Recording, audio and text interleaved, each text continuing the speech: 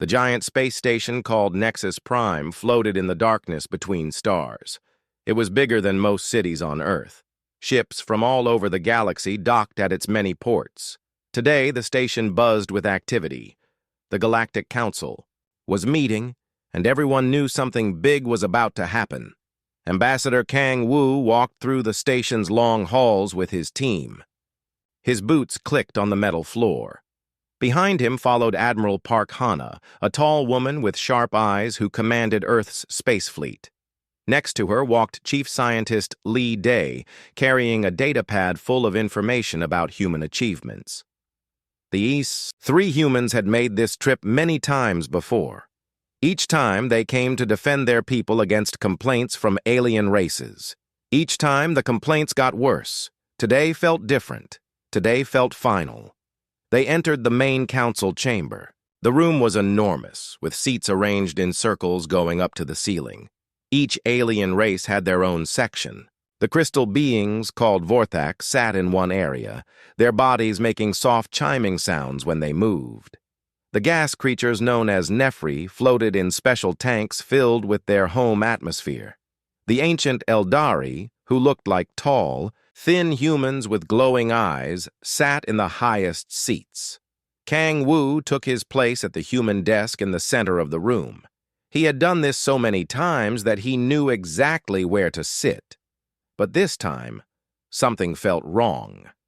The alien delegates whispered among themselves. Their body language showed anger and fear. Council. Prime Zethmore rose from his seat. He was an Eldari, over 300 years old, with skin that glowed pale blue. His voice carried across the chamber without any electronic help. The Council calls this emergency session to order, Zethmore announced. We are here to discuss the human problem once and for all. The human problem. Kang Wu felt his jaw tighten. Humans had been part of the Galactic Council for 60 years. In that time, they had shared their technology freely. They had sent their soldiers to die protecting alien worlds. They had fed starving populations and cured diseases that had plagued other races for centuries. A Vorthak delegate stood up. His crystal body rang like a bell when he moved. Humans expand too fast, he said, his voice sounding like wind chimes. In 60 years, they have colonized 47 star systems. Our people take 200 years to expand to just one new world. A Nephri representative floated forward in his tank. Human terraforming changes worlds too quickly, he said, his voice bubbling through the gas. They make dead planets come alive in decades. This is not natural. Admiral Park Hana leaned over to Kang Wu. Natural, she whispered. We saved their homeworld from an asteroid strike last year. More aliens spoke up. The complaints came one after another. Humans developed technology too fast. They asked too many questions. They explored too much. They were too curious, too ambitious, too successful. Finally, Council Prime Zethmore stood again. The Council has reached a decision, he said. Humanity has grown beyond acceptable limits. You threaten the balance of galactic civilization. He activated a holographic display that showed a long list of restrictions. Kang Wu read through them, his anger growing with each line. Humans could expand to no new star systems. All human military ships would be limited in size and weapons. Human artificial intelligence research would be banned completely. All human colonies would accept council oversight of their governments. Human trade would be restricted to approved goods only. You have 30 standard days to accept these terms, Zethmore continued. If you refuse, the Council will take corrective action to protect galactic peace. Kang Wu looked around the chamber. These were the same aliens that humans had helped for 60 years. The Vorthak, whose homeworld humans had saved from solar flares 3 times. The Nephri, whose children humans had cured of a genetic plague. The Eldari, whose ancient libraries humans had helped preserve when their sons started dying. Now they all stared at the human delegation with fear and suspicion. You want to discuss this decision, Zethmore said. The council will give you time to consider our generous offer. Kang Wu stood slowly. His team looked at him with surprise. This was not the time for discussion. This was the time for truth. Generous? Kang Wu said, his voice carrying across the silent chamber. You call this generous? He activated his own holographic display. Images filled the air above the council floor. Pictures of human doctors working in alien hospitals, human engineers, building bridges on alien worlds, human soldiers bleeding and dying to protect alien colonies from pirates and monsters. For 60 years, we have been your junior partners, Kang Wu said. We followed your rules. We asked permission for everything. We shared our discoveries freely with all of you. The images changed. Now they showed human inventions that had changed the galaxy. Medical scanners that could detect diseases in seconds. Food production methods that ended hunger on 12 worlds. Defensive shields that protected 3 entire star systems. We saved the Vorthak homeworld when their crystal technology failed during solar storms, Kang Wu continued. We developed the cure for Nephri genetic syndrome that was killing their children. We helped the Eldari preserve their ancient knowledge when their computers started failing. He pointed to each alien section as he spoke. Many of the delegates looked away, unable to meet his eyes. We have bled for you. We have worked for you. We have died for you. And this is how you repay us? The chamber was completely silent. Even the background hum of the station's machines seemed to fade away. Chief Scientist Li Day stood and handed Kang Wu a data pad. The ambassador looked at it and nodded. The human delegation rejects your ultimatum, Kang Wu announced. We reject your restrictions. We reject your oversight.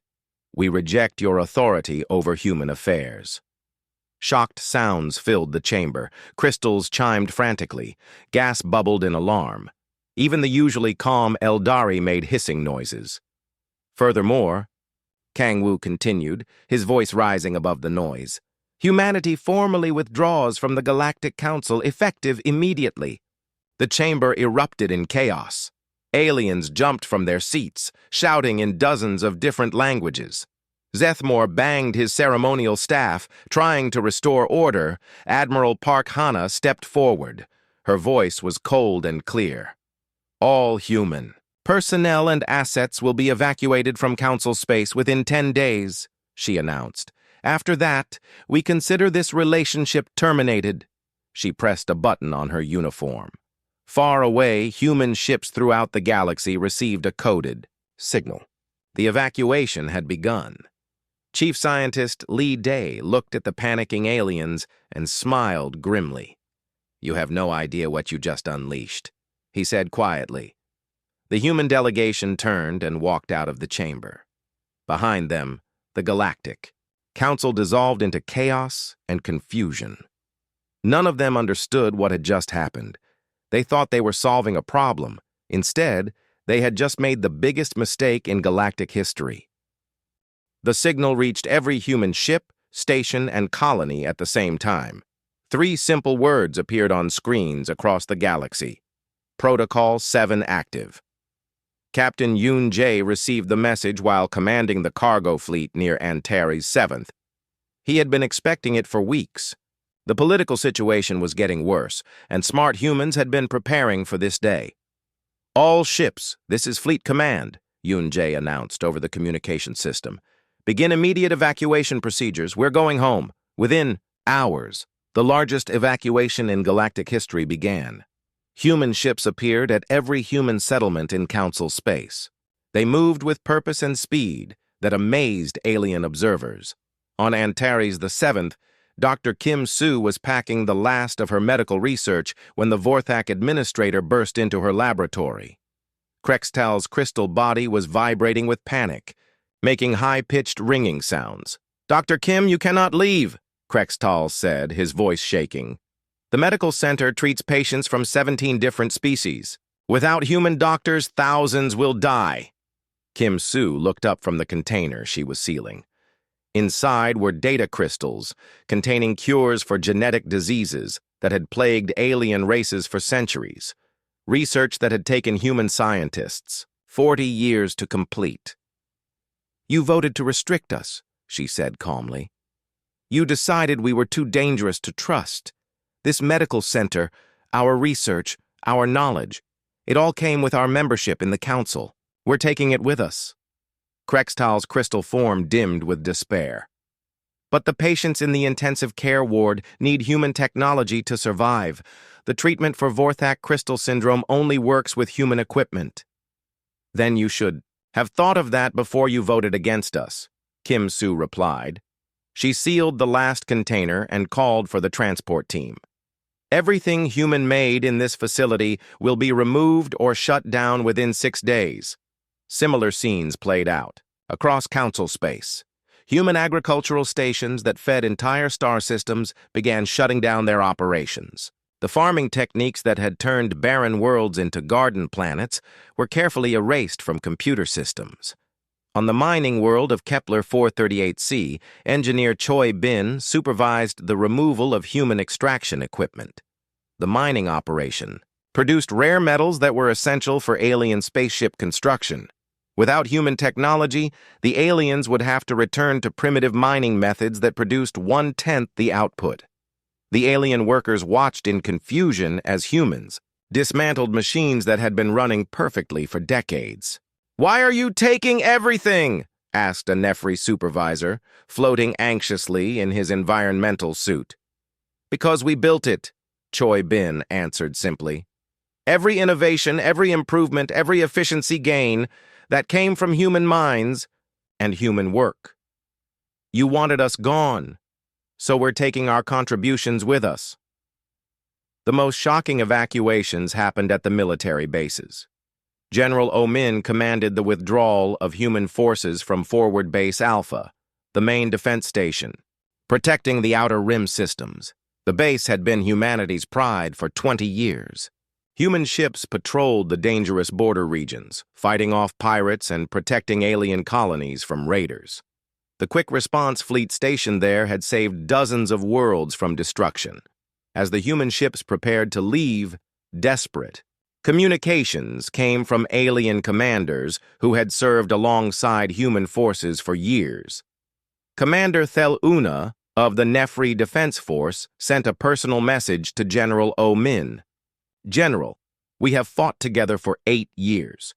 Your ships have saved my homeworld twice. How can you just abandon us?"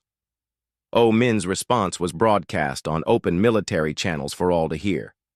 "Commander, you and your people voted to chain us like dangerous animals. You decided we couldn't be trusted with our own technology or our own expansion. We won't be anyone's attack dogs while being treated as a threat." The alien commander's reply was filled with desperation. "But the pirate clans will attack as soon as they know you're gone. We don't have the ships or weapons to stop them." "That's not our problem anymore," Omin said sadly. "You made your choice. Now you live with the consequences."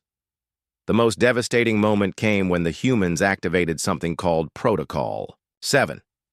Every piece of human technology in council space suddenly shut down. Medical scanners went dark. Communication arrays stopped working. Defensive shields failed. Mining equipment locked up completely.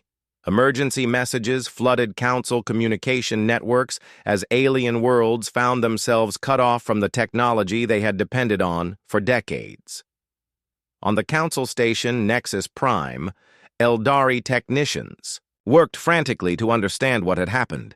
Chief Technician Velthar stared at screens full of error messages. "The human systems are completely locked," he reported to Council Prime Zethmore.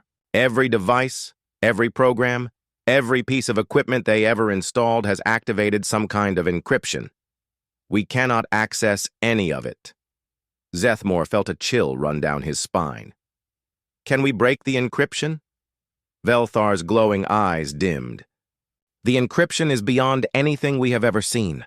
Our best computers would need thousands of years to crack even the simplest human lock."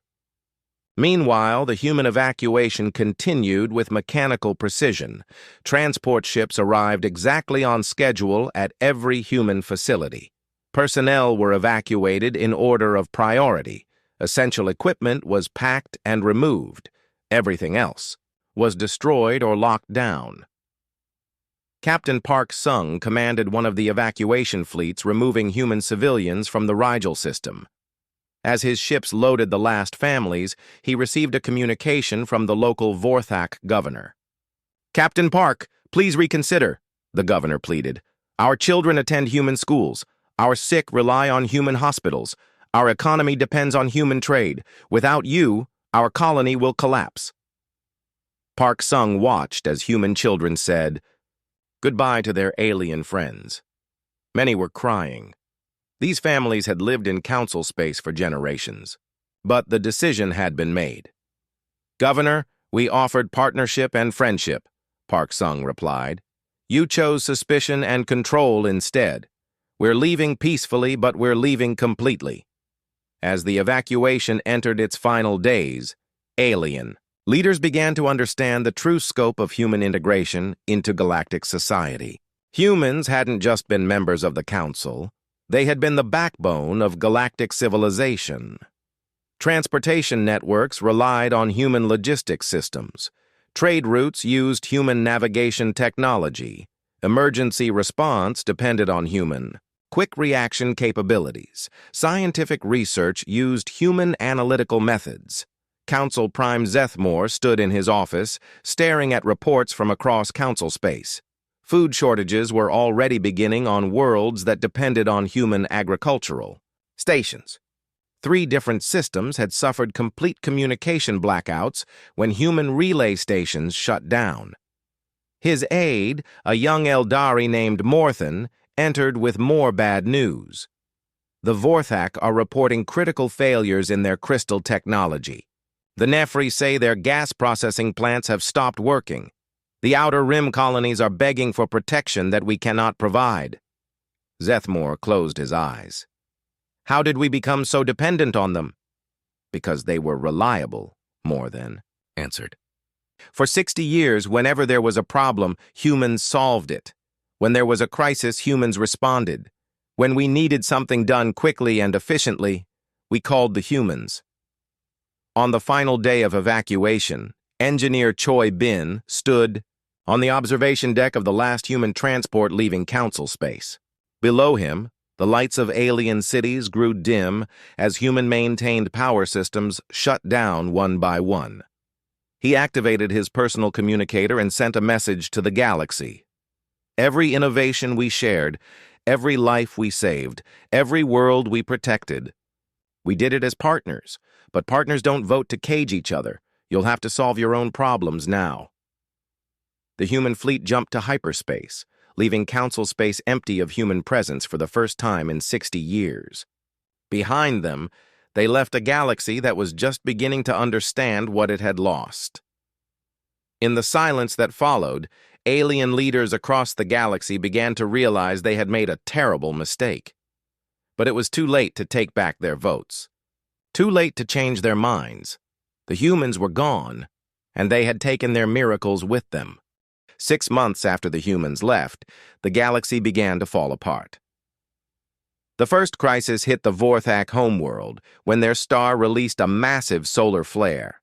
The radiation burst was powerful enough to damage their crystal-based technology across 3 continents. For 40 years, human engineers had protected them from such events with special shielding systems. Now, those systems were gone. 3 billion Vorthak faced complete technological collapse. Their cities went dark. Their communication networks failed. Their transportation system stopped working. Within days, their civilization began sliding backward into primitive conditions. President Moon Hye read the desperate message in her office on New Seoul, the rapidly growing capital world of the Human Federation. The message had traveled through 7 different alien relay stations before reaching human space, and the desperation was clear in every word. "They're begging for help," Moon Hye said to her cabinet, which included many familiar faces from the old council days. Ambassador Kang Woo sat at her right hand, now serving as Secretary of State. Admiral Park Hana commanded the Federation Defense Force. Chief Scientist Li Day led the Advanced Research Division. "They're offering to reverse all the technology restrictions," Kang Wu noted, reading from his datapad. "Full autonomy for human space, expanded territory rights, even a permanent seat on the Inner Council." Admiral Park Hana looked up from her own reports. "Too little, too late. Our intelligence shows 6 different council factions are already planning military action to force us back under their control." "What kind of military action?" Moon Hay asked. "Economic blockades, border raids, maybe even direct invasion," Park Hana replied. "The Eldari think they can pressure us into returning by threatening our outer colonies. The Nefri want to seize our agricultural worlds. The Vorthak believe they can capture our technology by force." Moonhai smiled coldly. "Let them try. The human response to the Vorthak crisis came quickly, but it wasn't what the aliens expected. Instead of rushing to help as they had always done before, the Human Federation sent a simple business proposal. The message was formal and professional. "The Human Federation's Emergency Response Corporation is prepared to assist with your current crisis. Payment is required in advance. Standard rates apply for emergency consultation, equipment rental, and technical expertise. All work will be performed under strict non-interference agreements." The price was enormous by council standards. The Vorthak would have to pay more for 1 week of human assistance than their entire planet's annual income. But with their civilization collapsing, they had no choice. They paid the price. Human crisis teams arrived within 3 days and solved the problem in less than a week. The efficiency was stunning, but it came with a painful lesson. The humans who had once helped freely now charged premium prices for their expertise. Meanwhile, in the depths of human space, Dr. Lim So led research teams that had been freed from all council restrictions. Without alien oversight committees slowing them down, human scientists made breakthrough after breakthrough. Faster-than-light communication systems that could send messages across the galaxy instantly. Quantum computers that could process more information in 1 second than the entire council had accumulated in 1,000 years. Gravity manipulation technology that made building massive space stations as easy as constructing houses. Every month brought new discoveries that would have taken decades under council oversight. The technologies that humans developed in their first 6 months of freedom exceeded everything they had achieved in 60 years of council membership. The real shock came when long-range sensors detected massive construction projects in the uninhabited systems beyond human space. Admiral Kote reviewed the intelligence reports with growing amazement. "This is impossible," his Vorthak aide Krextal said, staring at the sensor data. Krextal had joined the human exodus and now worked as a civilian contractor for the Federation. "How can humans build so much so fast?" Kote pulled up classified files that made Krextal's crystal body dim with shock. The files showed construction projects that had been running in secret for over 20 years. Hidden shipyards, secret supply depots, underground research facilities, entire industrial complexes built in star systems that the Council had never bothered to explore. "We've been preparing for this possibility for 20 years, Kote explained. "Every exploration mission we sent out, every scientific survey we conducted, every training exercise in the deep frontier, we were really building infrastructure." The truth was stunning. While publicly cooperating with the Council, humans had secretly prepared for independence. They had stashed resources in hidden locations. They had built backup facilities in unexplored systems. They had created entire supply chains that the Council knew nothing about. "You were planning to leave us all along?" Krextal asked, his voice filled with betrayal. "We were planning for the possibility," Kote corrected. "We hoped it would never be necessary, but we learned early that the Council saw us as useful tools, not true partners. So we prepared for the day when the tools might break free." Reports of human achievements began filtering back to Council space, causing panic among alien governments. The humans weren't just surviving their exile, they were thriving beyond anything the Council had thought possible. In 6 months, humanity had established colonies in over 30 new star systems. They had built shipyards capable of producing vessels larger than anything in Council space.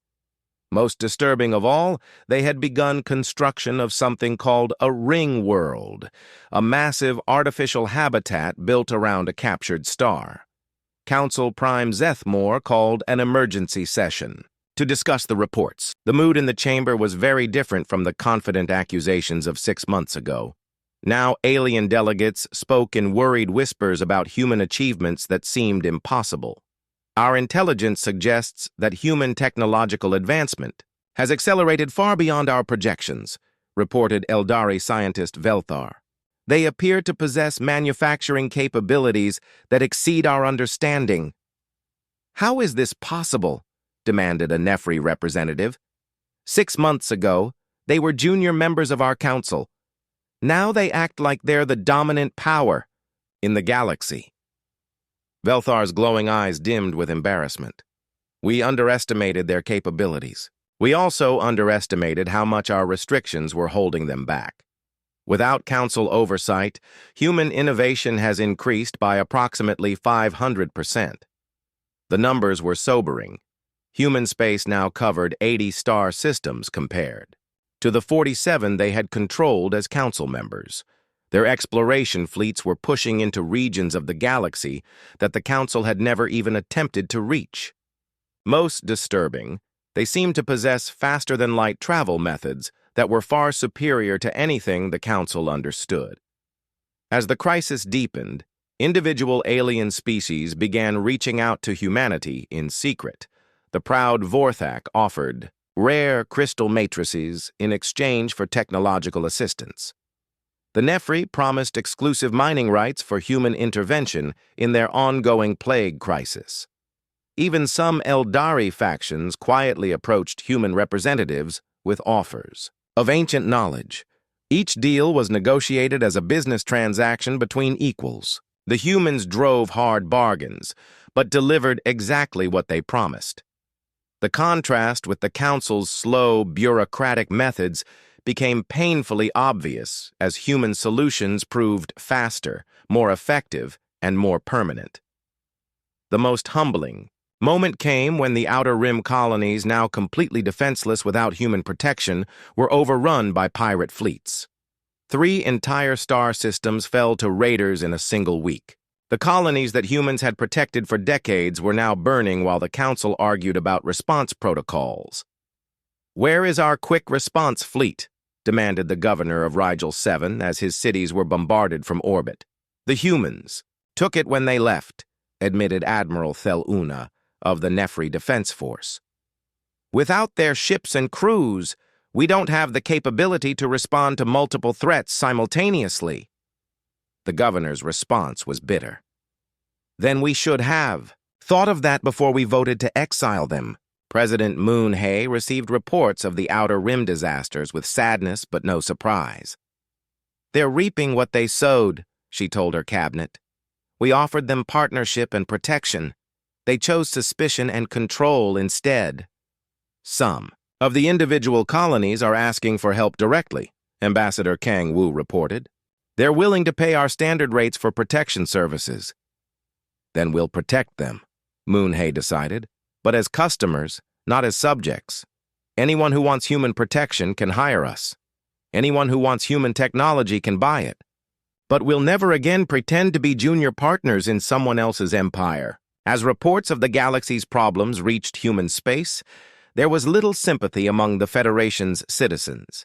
They had offered friendship and received suspicion in return. They had shared their gifts and been accused of aggression. They had bled for alien worlds and been rewarded with restrictions and oversight. General O-Min, now commanding the Federation Defense Force, reviewed intelligence reports with grim satisfaction. "The Council is fracturing," he told his staff. "Half of them want us back at any price." 1 year after humanity's withdrawal, the galaxy burned with conflicts that human forces had once prevented. The Outer Rim suffered constant pirate raids without the human quick response fleet. 3 different border wars raged unchecked without human mediators. A plague spread through Nefri space that human medical teams could have stopped in weeks. Council Prime Zeth Moore stood in the emergency session chamber, looking at representatives from species that were barely holding their civilizations together. The confident assembly of a year ago had been replaced by desperate delegates begging for solutions to problems they couldn't solve alone. "The situation has become critical," Zeth Moore announced to the gathered aliens.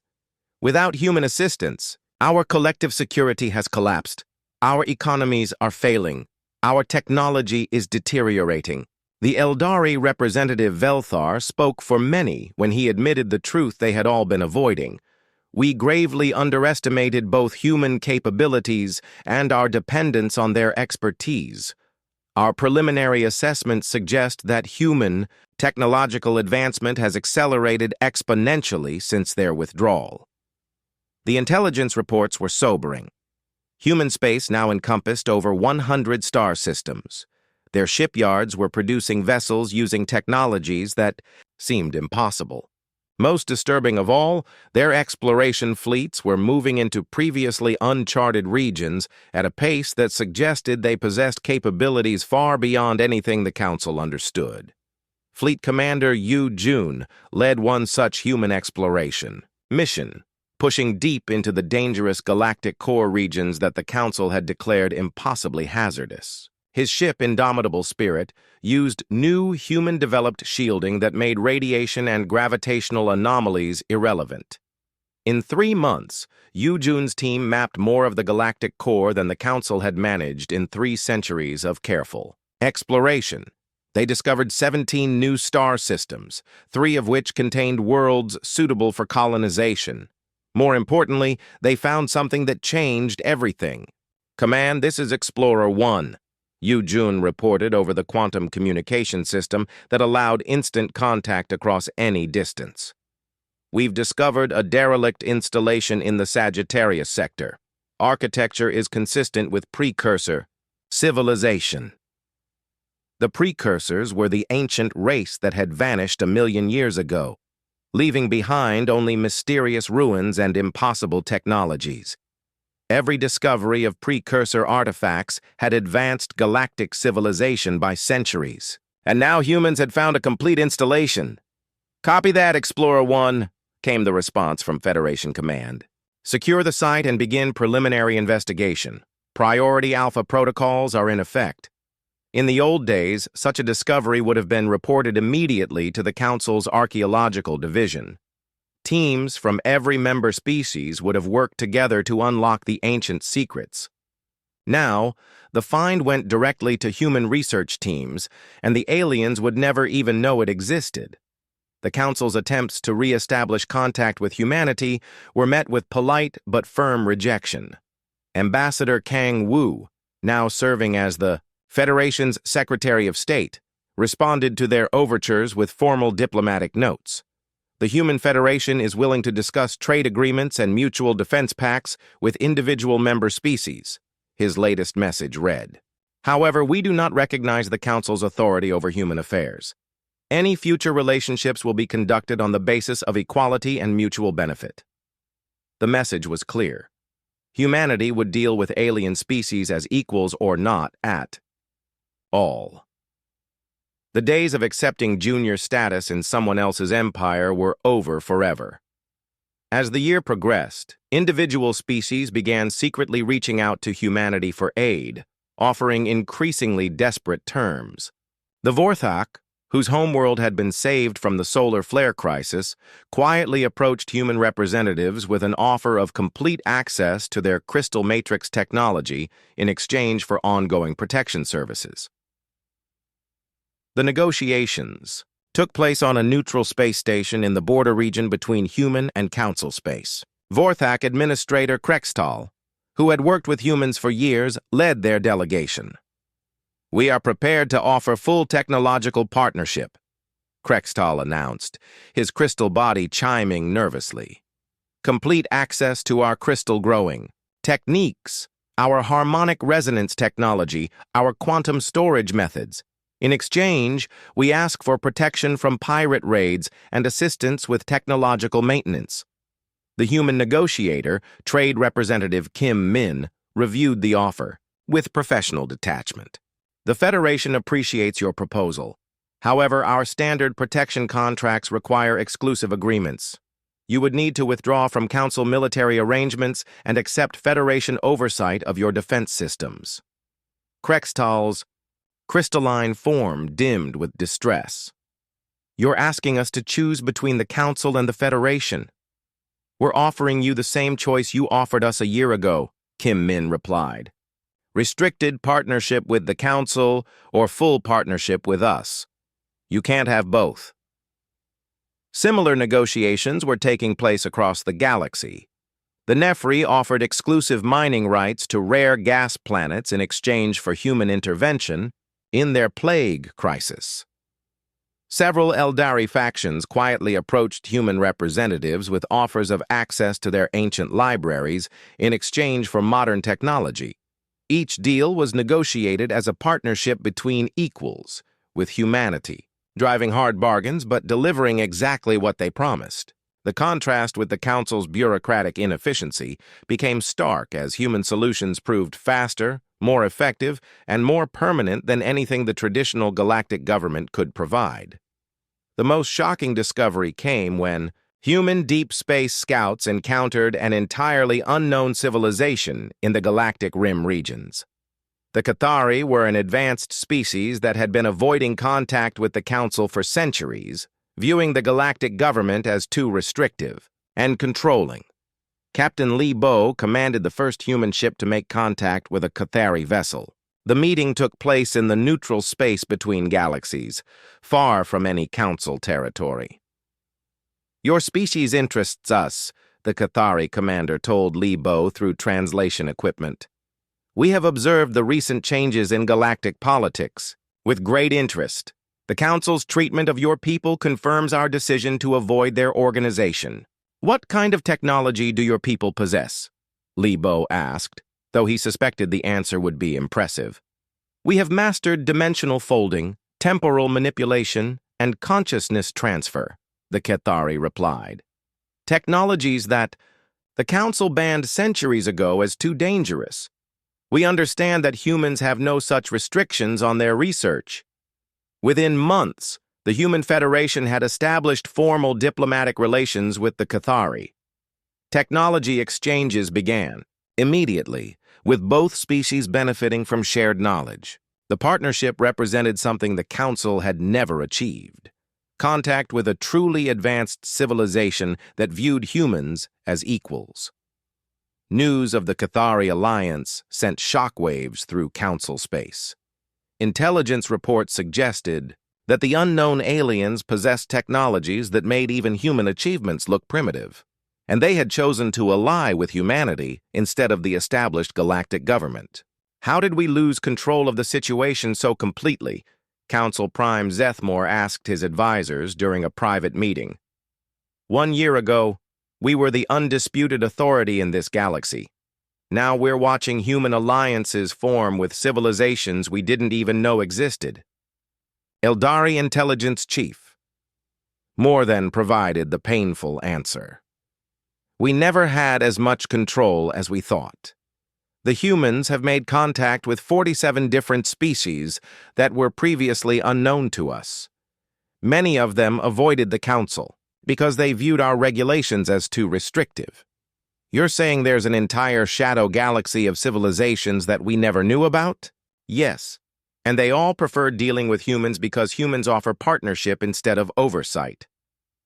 The full scope of humanity's new position became clear when Federation President Moon Hei addressed the galaxy in a public broadcast.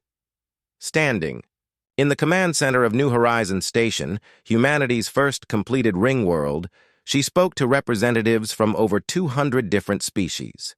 The Human Federation has established formal diplomatic relations with 93 separate civilizations, she announced.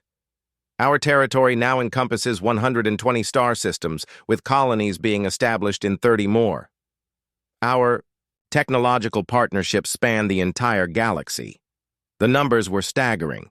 In 1 year, humanity had achieved what the Council had failed to accomplish in 1,000 years of existence. We offer the same partnership to any species that desires it, Moon High continued. Trade, technology transfer, mutual defense, scientific cooperation, all available to those who approach us as equals. But we will never again accept oversight, restrictions, or junior status in someone else's empire. General Omin, watching the broadcast from his command ship, smiled with satisfaction. They're finally beginning to understand, he told his staff. We didn't leave the Council to become hermits. We left to become what we were always meant to be. The galaxy was rapidly dividing into 2 camps. Council loyalists who clung to the old system of restrictions and oversight. 2 years after humanity's withdrawal from the Galactic Council, an invitation arrived that changed everything. The message reached every major civilization in the galaxy simultaneously, transmitted through communication networks that shouldn't have existed. The invitation came from the Human Federation and was personally signed by President Moon High. It was elegantly simple. The Human Federation cordially invites representatives from all galactic civilizations to attend the inauguration of New Horizons Station. Come witness the future of galactic civilization. The invitation included coordinates to a star system that hadn't existed on any council maps 2 years earlier.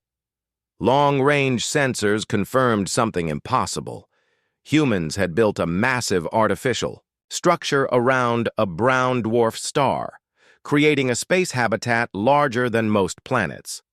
Ambassador Park Kai delivered the invitation personally to Council Prime Zethmore on Nexus Prime.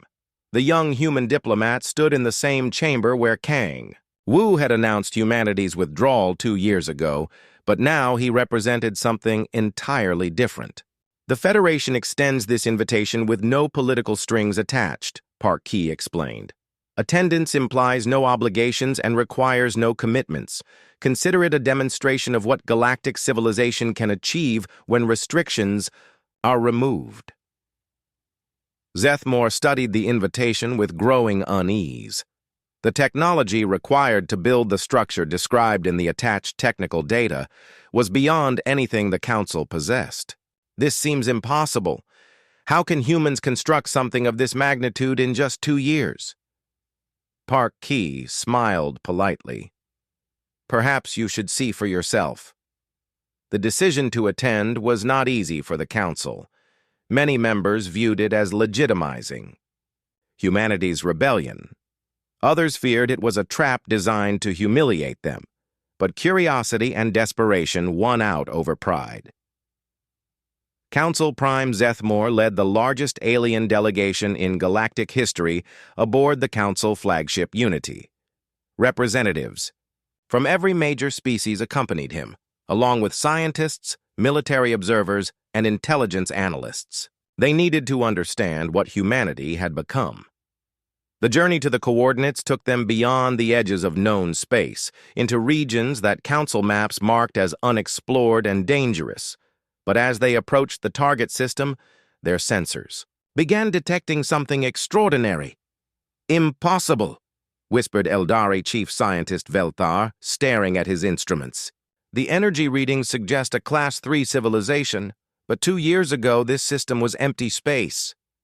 The brown dwarf star came into view, surrounded by a massive ring structure that gleamed with artificial light. New Horizons Station stretched around the entire circumference of the star's orbit, creating a habitat with a surface area larger than 1,000 Earth-sized planets. Ships from dozens of different species were already docked at the station's ports. The Council delegation recognized some of them, the advanced Cathari vessels, unknown alien designs, and sleek human ships that looked nothing like the vessels they remembered. President Moon Hei herself greeted the Council delegation at the main docking port. She had aged gracefully in the 2 years since the withdrawal, but there was a new confidence in her bearing. Behind her stood the familiar faces of the original human team, Kang Wu, Park Hana, Lee Day, and others who had become legends in human space. "Welcome to New Horizons Station," Moonhei said warmly. "Thank you for accepting our invitation." The tour that followed challenged everything the aliens thought they knew about technology and civilization. The station's internal environment was perfectly controlled, with artificial gravity that functioned without rotation and atmospheric systems that could accommodate any species simultaneously.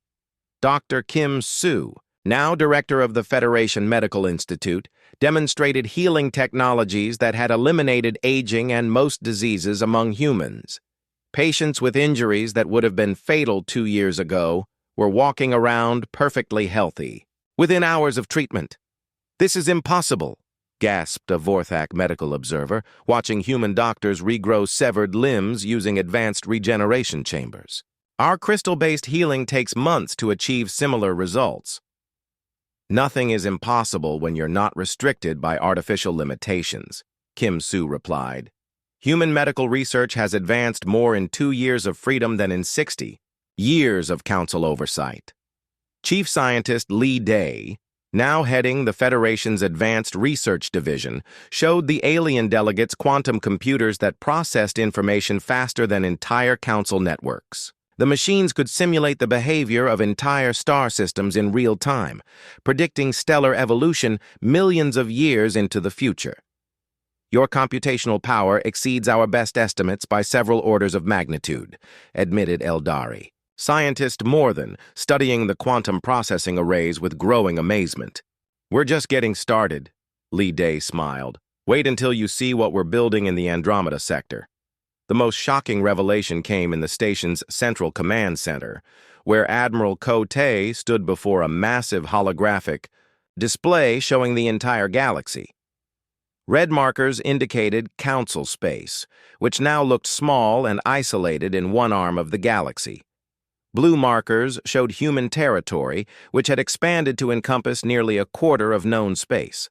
"While the council has been debating regulations and restrictions," Ko Tae explained to the stunned alien delegates, "humanity has been building 53 ring worlds, over 400 star systems, contact with civilizations you've never encountered in the far spiral arms and galactic core regions." The implications were staggering. Humanity hadn't just survived their expulsion from the Council, they had become the dominant power in the galaxy. Council Prime Zethmore stared at the display with growing horror. "This expansion rate is impossible. How can you control so much territory?" "We don't control it," President Moonhei corrected, joining the group in the command center. "We partner with it. Every species in human space is there by choice, as equals. We offer technology, protection, and opportunity. In return, we receive cooperation and friendship." She gestured to the holographic display, which showed the complex network of alliances and partnerships that connected human space. "No one is forced to join us. No one is restricted in their development. No one is treated as a junior member or potential threat." The contrast with the Council's authoritarian structure was obvious and painful. Nefri observer Theluna floated forward in her environmental suit. "But how do you maintain order? How do you prevent conflicts between so many different species?" "By treating everyone as equals," Admiral Park Hana answered. "When people aren't fighting for basic respect and recognition, they have less reason to fight each other." The tour continued for 3 days, each revelation more stunning than the last. Manufacturing systems that could construct spaceships from raw stellar material, transportation networks that moved goods instantly across hundreds of light years, communication systems that allowed real-time conversation with beings in distant galaxies. But the most impressive sight was the diversity of the station's population. Humans worked alongside dozens of alien species in perfect harmony. Children from different worlds played together in parks that accommodated every environmental need. Scientists from across the galaxy collaborated on research projects that pushed the boundaries of knowledge. This is what we could have built together, Kang Wu told Zethmore during a private conversation. If you had seen us as partners instead of threats. We made a mistake, Zethmore admitted quietly. We let fear overcome wisdom. Yes, you did, Kang Wu agreed. But it's not too late to change course. On the final day of the demonstration, President Moon Hye addressed the assembled delegates in the station's Grand Assembly Hall. Her words were broadcast to every world in Council space and beyond. 2 years ago, you decided that humanity was too dangerous to trust, too ambitious to partner with, too advanced to allow freedom, she began. You were right about our potential, but you were wrong about our intentions. She activated displays showing human colonies where alien refugees lived in prosperity, joint research projects that benefited all participants, and peaceful first. Contact missions with newly discovered civilizations. We didn't leave to become your enemies. We left to become ourselves. The Human Federation offers partnership to any who want it, as equals. We offer aid to any who need it, for fair compensation. But we will never again accept being treated as anything less than the spacefaring civilization we have become. The audience sat in stunned silence as the full implications sank in. Humanity had not just rejected Council authority. They had replaced it with something better. Council Prime Zethmore rose slowly from his seat. What you have achieved is remarkable, he said, his voice carrying across the hall. The Council was wrong to restrict you. We offer our formal apology and ask what we must do to repair this relationship. President Moon Hye considered the question carefully. Individual Council members are welcome to apply for partnership with the Federation, but the Council as an institution represents everything we rejected: bureaucratic control, technological restrictions, and the assumption that some species deserve more freedom than others.